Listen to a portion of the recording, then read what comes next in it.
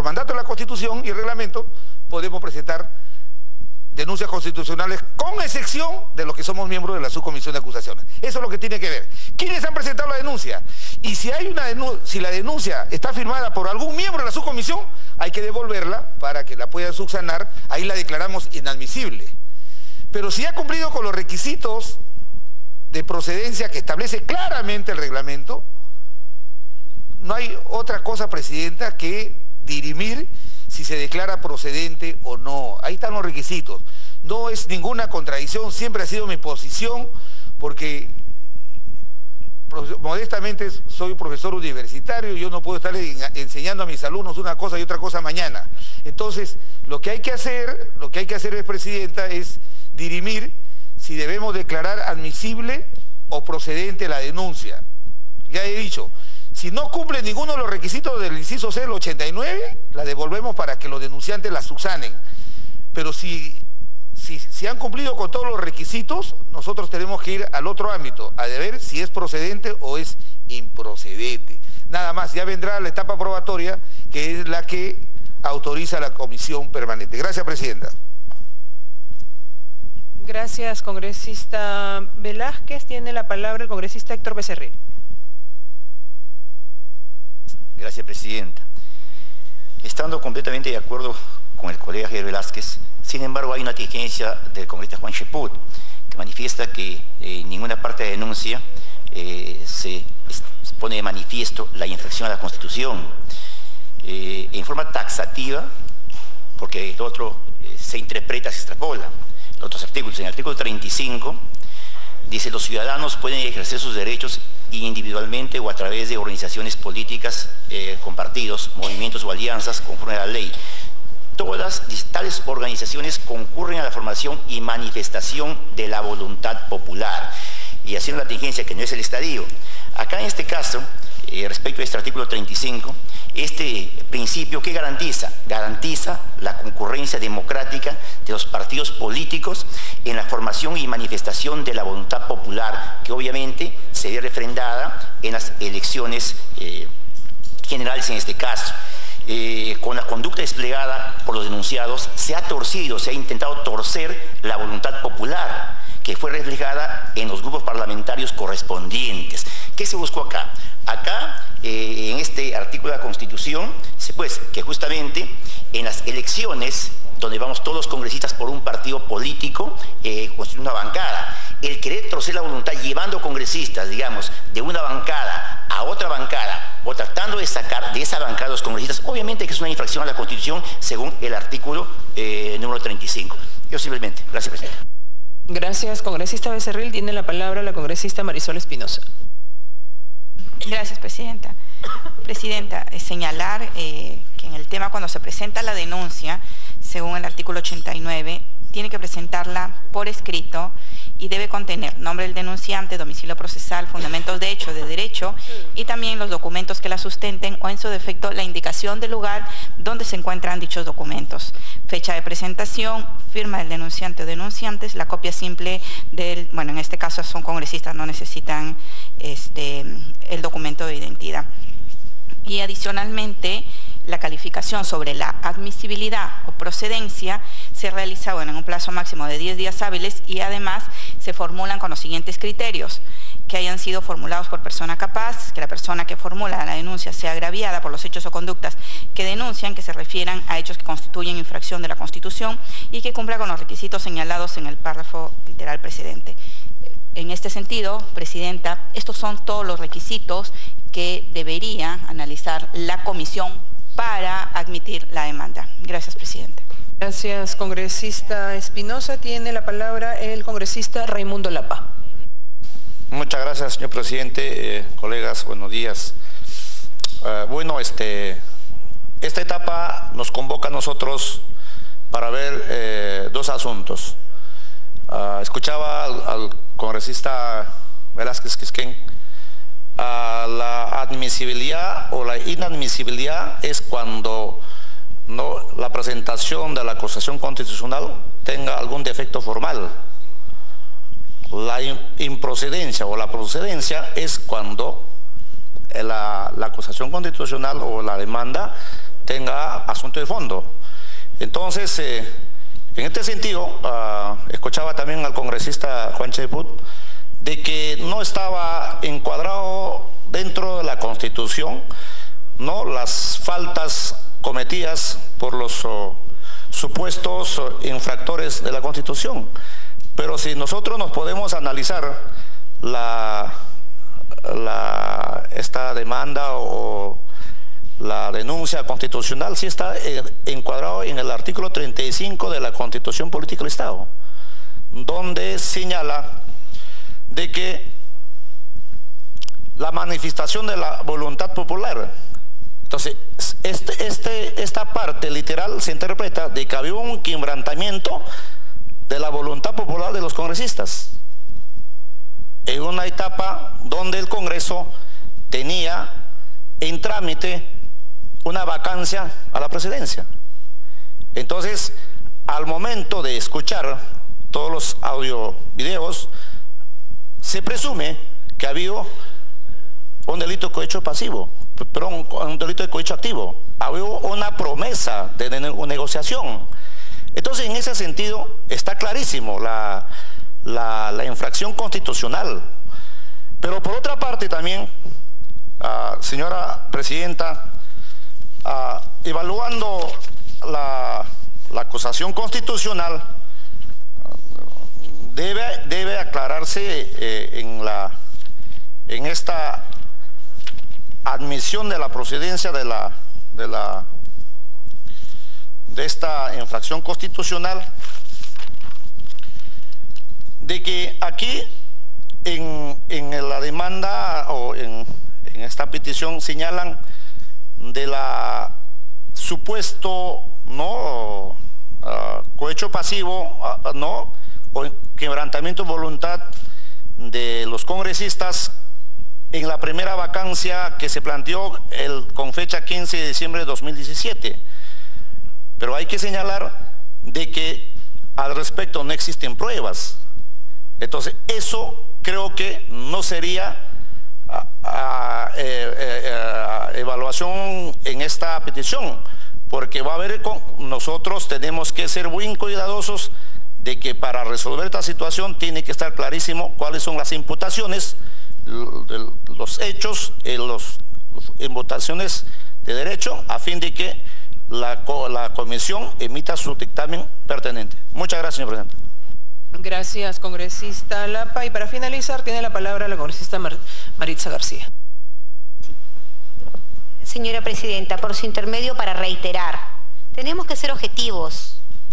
La Constitución y el reglamento del Congreso se rige por el principio de literalidad, no cabe interpretación alguna. En ese sentido, la congresista Marisol Espinosa bien hizo en dar lectura al artículo 89. Hay un párrafo que dice que la denuncia de infracción constitucional tiene que estar acompañada con los documentos que la sustenten. Yo me pregunto, ¿cuáles son los documentos que la sustentan?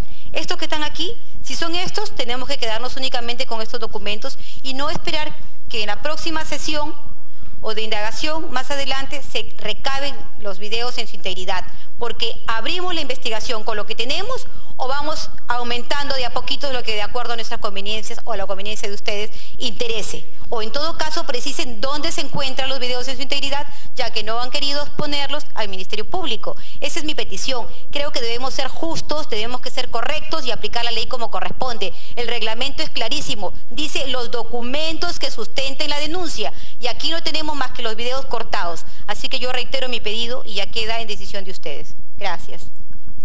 Congresista Víctor Andrés García Belaunde tiene el uso de la palabra. Presidenta, en realidad no estamos calificando ni culpando a nadie en este momento. No hemos encontrado culpable a nadie, no estamos sentenciando a nadie. Estamos simplemente poniendo a votación si se inicia o no una investigación. Nada más. Si los requisitos planteados en la denuncia son de acuerdo a lo que se exige el reglamento y por lo tanto se han cumplido rigurosamente con los trámites. Hemos votado unánimemente 2 causas, 2 denuncias, porque no reúnen esos requisitos. La 151 dice que el denunciante no es la persona directamente agraviada por los hechos que denuncia, pues como él mismo lo manifiesta, es abogado que actúa en representación de sus patrocinados. Y segundo, que la persona denunciada no le corresponde prerrogativa funcional del antejuicio. Ese es lo que hemos votado unánimemente antes de entrar a este debate. Y la 149, que también hemos votado unánimemente, creo recordar, dice lo mismo. Dice aquí lo mismo, en el sentido de que dice, se rechaza, se declara improcedente, porque se observa que el denunciante no solo no es la persona directamente agraviada por los hechos que denuncia, sino que además lo hace en representación de una sociedad. De hecho, no precisa los fundamentos de derecho en que ampara su denuncia, por lo que la misma no puede vincularse a hechos que puedan constituir infracción de la Constitución e ilícito penal, etcétera. Esos dos casos que hemos votado unánimemente, bueno, nos quitan argumentos para decir todo lo contrario a las personas que han intervenido después, porque aquí están los argumentos por los cuales ya hemos votado y que no se condicen o no reflejan lo que dice el reglamento. Sin embargo, cuando vemos esta otra denuncia, automáticamente empezamos a buscar una serie de excusas con argumentos que ya hemos aprobado para otras denuncias. Entonces yo creo que la cosa es clarísima, no estamos acá terminando un proceso, sino iniciándolo. O sea, estamos votando si iniciamos o no una investigación, si iniciamos o no un proceso, punto. Nadie es culpable todavía, nadie ha sido sancionado, nadie va a ser inhabilitado, nadie va a ser desaforado. No, no, no. Simplemente vamos a iniciar un proceso. Y en este proceso esperemos que todas las personas que quieran contribuir a aclarar el proceso y a entregar todos los videos completitos, sin editar, vamos a hacerlo, y por supuesto llamaremos a los técnicos requeridos para que puedan verificar que esos audios no han sido manipulados, no han sido editados. Ahora bien, en la propia denuncia, presidente, aquí se dice, la denuncia, se habla,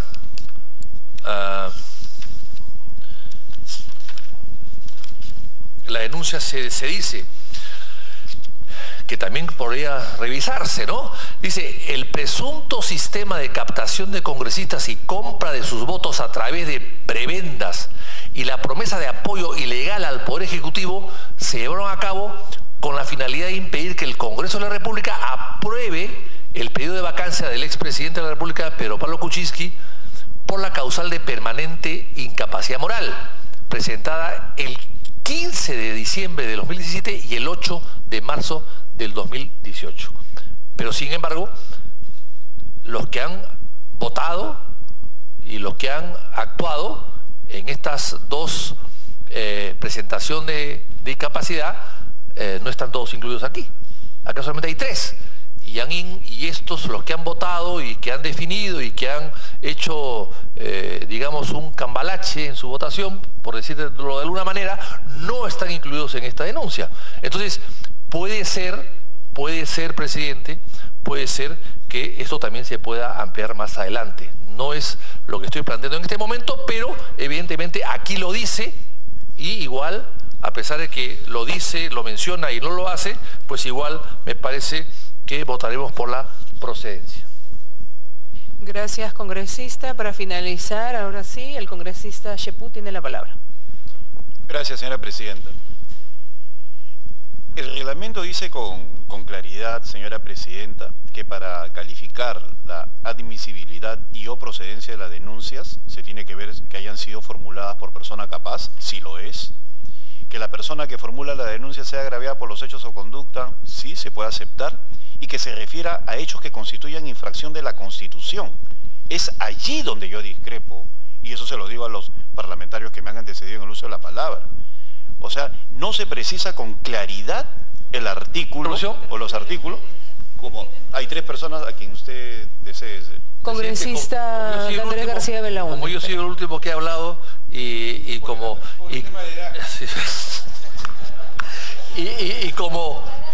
Y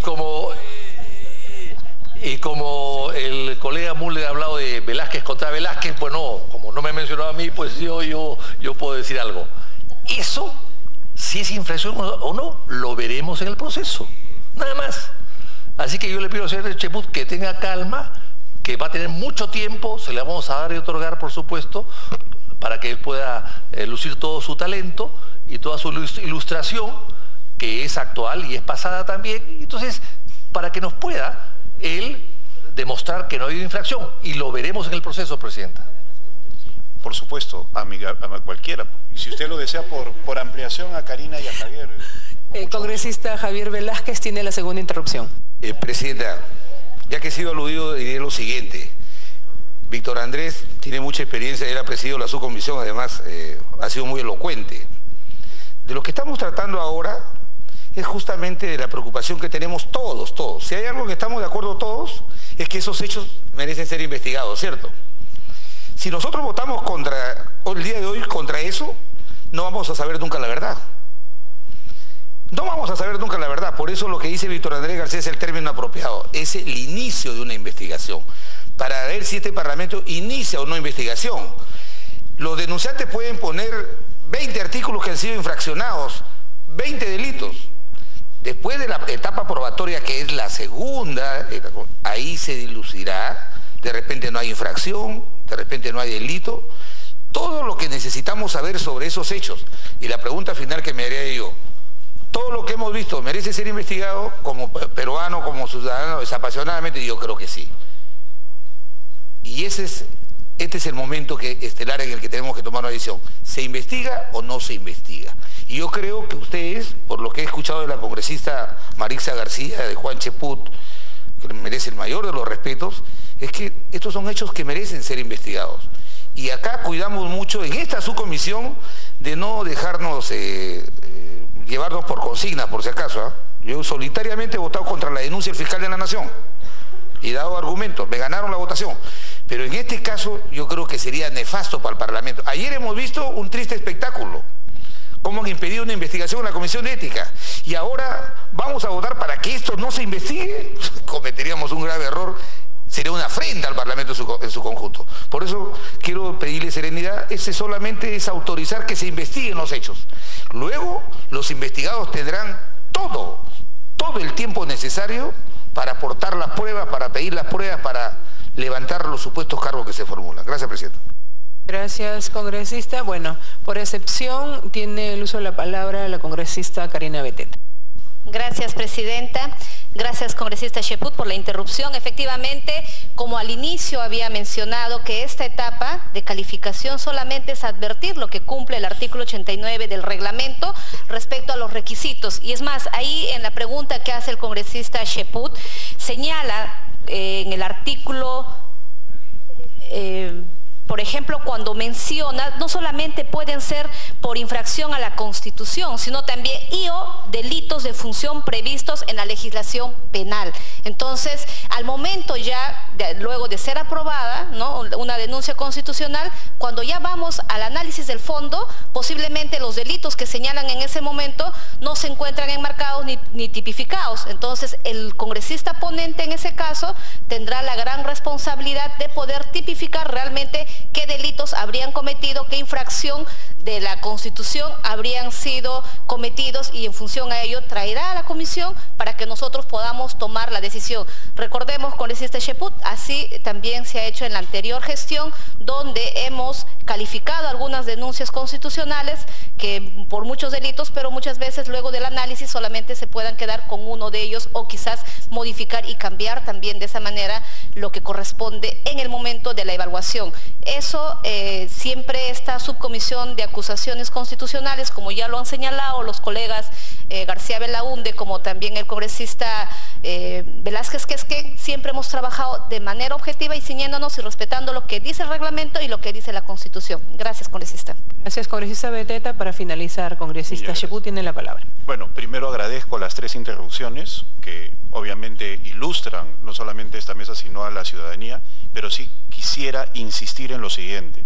no está tipificado el tema constitucional. Sí acepto los argumentos del congresista Javier Velázquez y García Belaúnde en el sentido de que al ser este un asunto de interés público es necesario seguir en el trámite, pero también en aras del comportamiento de esta misma comisión, que siempre ha buscado la máxima objetividad y pulcritud en sus decisiones, es que yo sustentaba, señora presidenta, que para mí al menos no queda clara la infracción constitucional en los artículos que esto merece. Muchas gracias, señora presidenta. Gracias, congresista Cheput. Antes de ir al voto, quisiera darle la bienvenida, disculpe, congresista Cecilia Chacón, a esta comisión. ¿Perdón? Tiene la... Presidenta, creo que estamos dando más brincos cuando el suelo está parejo.